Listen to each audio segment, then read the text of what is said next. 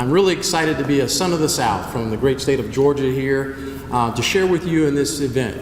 It's really chilling when I think about it that many of my foreparents actually started in Georgia and headed this way for freedom, and they found it here. And so it really gives me a great inspiration to be here tonight, to be a part of making sure that we preserve that very freedom that so many travel so far to come to the great state of Michigan to obtain that freedom.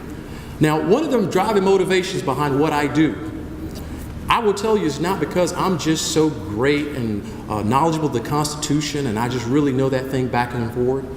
It really has to do with two simple things. The love of two beautiful little girls named Rochelle and Rachel. Because they embodied to me the American dream.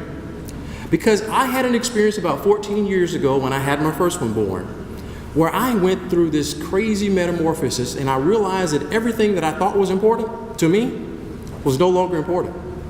What was important was my responsibility to make sure that I passed on to them something a little bit better than my father passed on to me and his father passed on to him. So I stand before you today as an unapologetic advocate for parental choice in public education. Something that I've been passionately fighting for a number of years.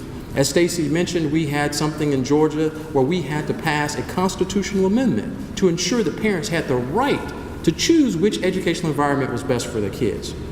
We did so, and we did so very successfully. And I'm proud to say that we're taking it even further step. Because it comes down to this. We have three basic options in life. We can simply choose to manage the present. And we've done that semi-successfully over the last couple of years, and we've passed some initiatives that provided some educational opportunity. But what I have observed is in managing the present, what we've tried to do is what many like to call close the gap, while at the same time forgetting that God calls us to raise the bar. We can do option two, where we may choose to selectively forget about the past. Let's just focus on the good stuff.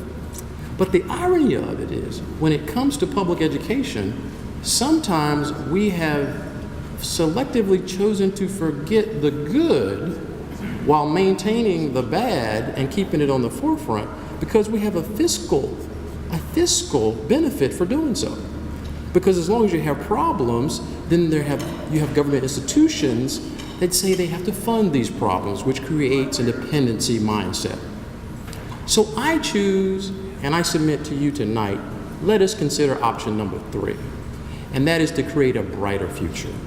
A brighter future for our country, but more importantly for our children, because they really are the most important thing. But we can't sit back and assume that others are going to do what's best for them.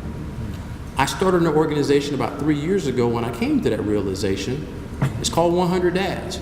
And the mission is simply this: to promote responsible fatherhood through civic engagement in education policy.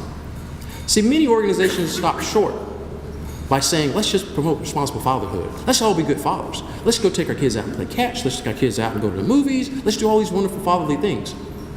But ladies and gentlemen, I submit to you, we fall short when we don't include civic engagement, because that is where we make the difference.